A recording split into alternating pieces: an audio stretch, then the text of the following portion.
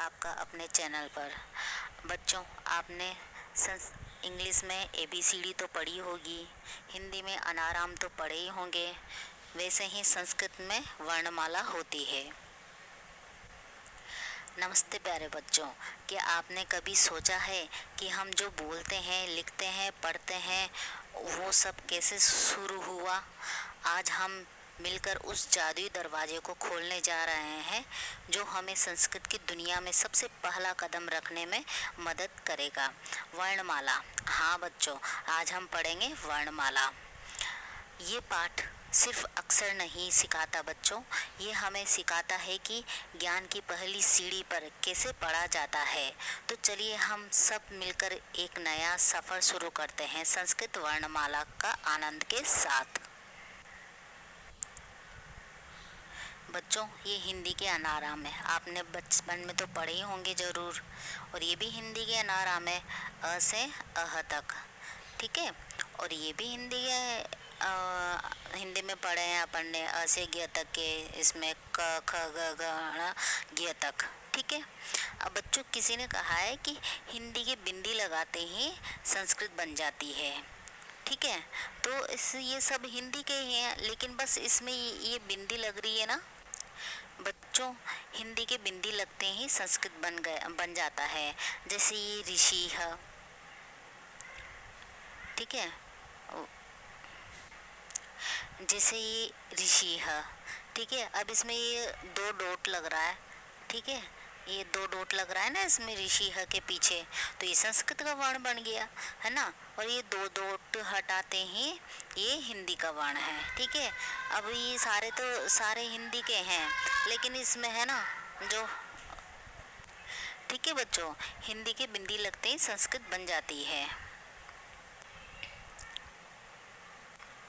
अब यहाँ पर भी देख लो आप, ये जप बिंदी लग रही है, सारे संस्कृत के वर्ण हैं।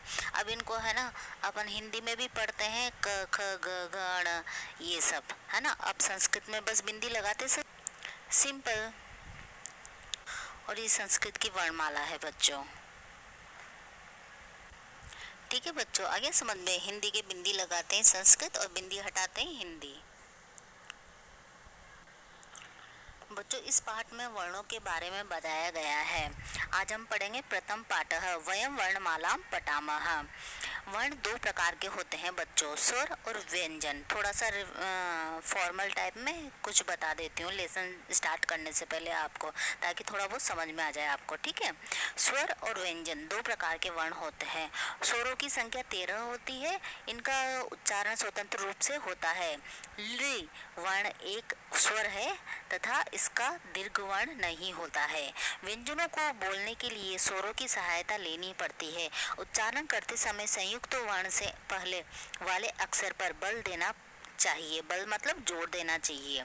वर्णों का उच्चारण करने के लिए मुख के जिन भागों का प्रयोग किया जाता है वे उन वर्णों के उच्चारण स्थान कहे जाते हैं।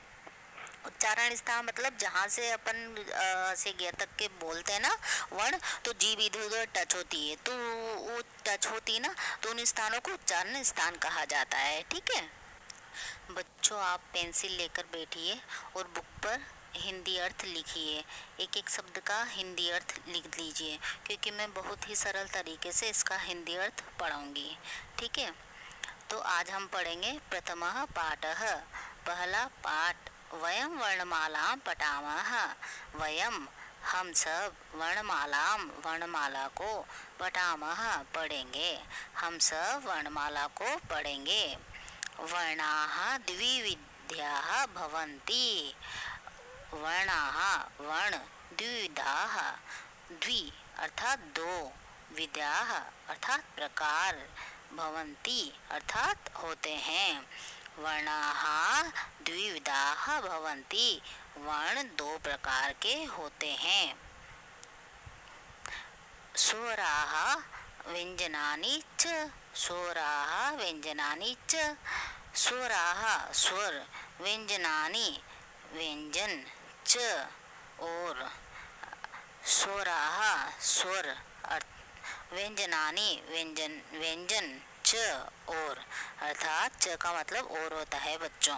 कहीं भी च नजर आ जाए आपको, इसका मतलब और होता है। ठीक है। हाँ, तो स्वर व्यंजन और स्वर और व्यंजन। ठीक है। तो वर्ण कितने प्रकार के होते हैं बच्चों? 2 प्रकार के होते हैं वर्ण, स्वर और व्यंजन। स्वराणि उच्चारणं स्वतंत्र रूपेण भवति। स्वराणि उच्चारणं स्वतंत्र रूपेण भवति। स्वराणाम स्वर उच्चारण स्वतंत्र रूप से भवति होते हैं। स्वरों का उच्चारण स्वतंत्र रूप से होता है। स्वराणाम उच्चारणम स्वतंत्र रूपेण भवति। स्वरों का उच्चारण कैसे होता है बच्चों? स्वतंत्र रूप से होता है। स्वर हमेशा स्वतंत्र रूप से बोले जाते हैं, किसी की हेल्प की जरूरत नहीं रहती है उनको। ठीक है, वो आगे जाके और भी विस्तार से अपन पढ़ेंगे। ठीक है। स्वराः द्विविधाः सन्ति। स्वराः स्वर द्विविधाः 2 प्रकार के सन्ति होते हैं। स्वराः द्विविधा सन्ति, स्वर 2 प्रकार के होते हैं। समानक्षराणि संध्याक्षराणि च। समानक्षर संध्याक्षराणि च और संध्याक्षराणि। तो बच्चों स्वर कितने प्रकार के होते हैं? 2 प्रकार के, समानक्षराणि संध्याक्षराणि।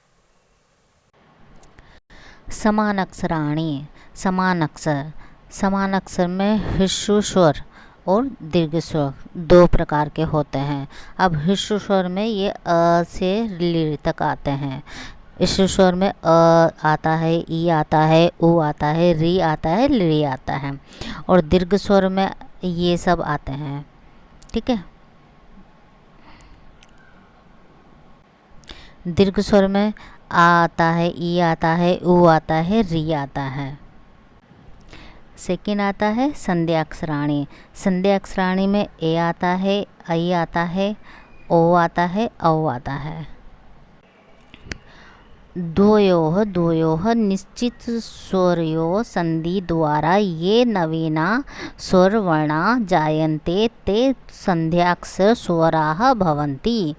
द्वयोः निश्चित स्वरयोः 2 निश्चित स्वर संधि द्वारा, मिलन के द्वारा, अर्थात 2 निश्चित स्वर के मिलन के द्वारा ये जो नवीन नया स्वर वर्ण जायन्ते उत्पन्न होता है, ते वे संध्याक्षर स्वराः भवन्ति, संध्याक्षर स्वर कहलाते हैं। अर्थात बच्चों दो स्वर के द्वारा, 2 स्वर कौन कौन से? एक तो अ और ई, इन दोनों को प्लस कर देंगे तो ए बन जाएगा। ठीक है। तो 2 स्वरों के द्वारा जो नवीन स्वर बना है उसे संध्याक्षर कहते हैं। 2 स्वरों के द्वारा जो नवीन अक्षर बना है उसे संध्याक्षर कहते हैं। ये ए नवीन स्वर बना है ना, इन दोनों को जोड़ के ये नवीन स्वर बना है, तो इसको संध्याक्षर कहते हैं। अ प्लस ई मिलकर ए बनता है बच्चों। अ प्लस ई मिलकर क्या बना? ए। इसी तरह अ प्लस ए मिलकर ए बनता है। इसी तरह अ प्लस उ मिलकर ओ बना। अ प्लस ओ मिलकर औ बना। तो ये सब ए, औ, ऐ, औ ये सब संधि अक्षर कहलाते हैं, क्योंकि ये 2 स्वर के मिलने से उत्पन्न हुए हैं। ठीक है, आगे समझ में बच्चों। अब हम पढ़ेंगे बच्चों अनुनासिक स्वराः। अनुनासिक स्वराः मुखेन सह नासिकया अपि उच्चारिताः स्वराः अनुनासिक स्वराः सन्ति। मुखेन मुख के द्वारा, सह साथ, नासिकया नासिका के द्वारा, अपि भी, उच्चारिताः उच्चारित किया जाता है, स्वरा स्वर अनुनासिक अनुनासिक स्वराः स्वराः सन्ति होते हैं। अर्थात मुखेन सह नासिकया अपि उच्चारिताः स्वराः, मुख के साथ साथ नासिका से भी बोला जाता है। नासिका अर्थात नाक के द्वारा बोले जाते हैं, तो उन स्वरों को अनुनासिक स्वर कहते हैं। ठीक है, जैसे आ ई ऊ री री ली ए आई ओ औ। ठीक है, अब बच्चों ये ऊपर जो चंद्र बिंदु लग रहा हुआ है ना, तो इसकी वजह से है ना अपन को नासिका से भी बोलना पड़ेगा, इसलिए ऐसी आवाज़ आ रही है। अगर चंद्र बिंदु नहीं लगा हुआ होता ना इनके ऊपर ये चंद्र बिंदु, हाँ, तो अपन सादा सिंपल अ आ ई पढ़ते, लेकिन इनके ऊपर ये चंद्र बिंदु लगा हुआ है ना, तो हम इसको क्या बोले अ आ ई, नाक का भी हेल्प लेंगे बोलने के लिए। ठीक है, आगे समझ में इतना। चलो नेक्स्ट पढ़ते हैं। अब हम पढ़ेंगे बच्चों व्यंजनानि व्यंजन। व्यंजनानाम उच्चारण कस्यचित् स्वरस्य सहायता अवश्यं भवति। व्यंजनानाम व्यंजनों के उच्चारणे बोलने के लिए कस्यचित् किसी स्वरस्य स्वर की सहायता अवश्यम अवश्य ही भवति होती है। अर्थात व्यंजन को जब बोलते हैं तो किसी स्वर की सहायता अवश्य होती है। जब व्यंजन को हम बोलते हैं तो किसी न किसी स्वर की सहायता जरूर होती है हमें। ठीक है, अतः इसलिए वर्णमालायां व्यंजनानां उच्चारणार्थं सर्वत्र अव्यस्वरस्य योजनं भवति। उदाहरणम्, अतः इसलिए वर्णमाला में व्यंजनानां व्यंजनों में उच्चारणार्थम उच्चारण करने के लिए सर्वत्र सब जगह अ स्वरस्य स्वर योजनम जोड़ना भवति होता है। उदाहरण के लिए नीचे दिया गया है, अतः वर्णमालायां व्यंजनानां उच्चारणार्थं सर्वत्र अस्वरस्य योजनं भवति। इसलिए वर्णमाला में जब व्यंजन का उच्चारण करते हैं तो सब जगह अस्वर निश्चित रूप से जुड़ता ही है। अब उदाहरण के लिए देखते हैं, जैसे ये क है, अब इस क में अ प्लस करेंगे अर्थात जोड़ेंगे तो पूरा क बनेगा। ठीक है, ये पूरा क बनेगा। ठीक है, अब इस वैसे ही ये ख है, ये ख आधा है और ये क भी आधा है। किस लिए? क्योंकि यहाँ पर डंडा लगा हुआ है नीचे, जो नीचे डंडा लगा हुआ रहता है तो ये समझ लो कि ये आधे हैं। ठीक है, और डंडे नहीं लगे हुए रहते ना तो ये पूरे हैं इस तरह से। ठीक है, तो आधा क और अ मिलके बनता है पूरा क। ठीक है, आधा ख और अ मिलकर बनता है पूरा ख। अर्थात स्वर की सहायता पड़ती है ख बोलने के लिए अपन को, है ना। आधा ग और अ मिलकर बनता है पूरा ग, है ना। घ और अ मिलकर बनता है घ। ठीक है, समझ में आ गया बच्चों। तो हमें व्यंजन बोलने के लिए अ की सहायता पड़ती है, अर्थात व्यंजन स्वतंत्र रूप से नहीं होते। इसका मतलब तो ये हुआ बच्चों, अपन ने पहले पढ़ा था कि स्वर तो स्वतंत्र रूप से चलते हैं, लेकिन व्यंजनों को तो सहायता पड़ती है बोलने के लिए किसी न किसी की। क बोलेंगे तो क अ की आवाज़ आ रही है ना, इसलिए। और क्या नाम से, इसको तो अब आप बोलो कि मैम इसको भी तो बोल सकते हैं, लेकिन बच्चों इसमें जो डंडा लग रहा है ना तो ये आधा है। अब आधे को किस तरह से बोला जाता है? नहीं बोला जाता है बच्चों, क बोल ही सकते। क बोलेंगे तो फिर भी अ की ध्वनि आएगी। ठीक है, आइए बच्चों। ओके, अत्र व्यंजनम केवलम इत्येव अस्ति। अत्र व्यंजनम केवल क ख ग घ इत्येव अस्ति। अत्र यहाँ व्यंजनम व्यंजन केवल क ख ग घ इत्येव यही हैं। यहाँ पर व्यंजन कौन से हैं? केवल इन्हीं को व्यंजन माना जाता है, अर्थात इन्हीं को क ग ख ग इन्हीं को व्यंजन माना जाएगा, इनको व्यंजन नहीं माना जाएगा। ठीक है बच्चों। अत्र यहाँ स्वरः स्वर केवल उच्चारणार्थम उच्चारण के लिए ही योजनम जोड़ा अस्ति जाता है।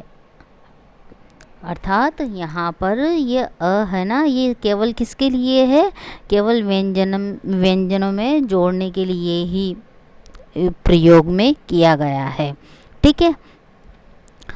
व्यंजनानाम चत्वारः भेदाः भवन्ति। व्यंजन के 4 भेद होते हैं। व्यंजनानाम चत्वारः भेदाः सन्ति। व्यंजन 4 प्रकार के होते हैं। अब बच्चों ये व्यंजन 4 प्रकार के होते हैं, इसको हम सेकंड पार्ट में पढ़ेंगे। ठीक है। तो बच्चों आज हमने संस्कृत की पहली सीढ़ी चढ़ ली है। ठीक है। वर्णमाला की दुनिया में प्रवेश किया है। आप नए बच्चे होंगे, नई नई किताब होगी, आपको थोड़ा कठिन लगा होगा, लेकिन डोंट वरी बच्चों, मैं बहुत ही सरल और आसान तरीके से आपको संस्कृत पढ़ाऊँगी। एक एक शब्द का हिंदी अर्थ बताऊँगी। ठीक है। और याद रखो बच्चों, हर महान ग्रंथ, हर मंत्र, हर श्लोक की शुरुआत इन्हीं अक्षरों से होती है। अ से ज्ञ तक जो भी अक्षर है ना, इन्हीं से ही ग्रंथ मंत्र सब लिखे गए हैं। अगर आपने आज कुछ नया सीखा हो तो इस वीडियो को ज़रूर लाइक करें और अपने दोस्तों के साथ शेयर करें, ताकि वो भी संस्कृत सीखने की इस मज़ेदार यात्रा में शामिल हो सकें। ठीक है बच्चों, प्लीज़ लाइक कीजिए, शेयर कीजिए और सब्सक्राइब कीजिए। Thanks for watching.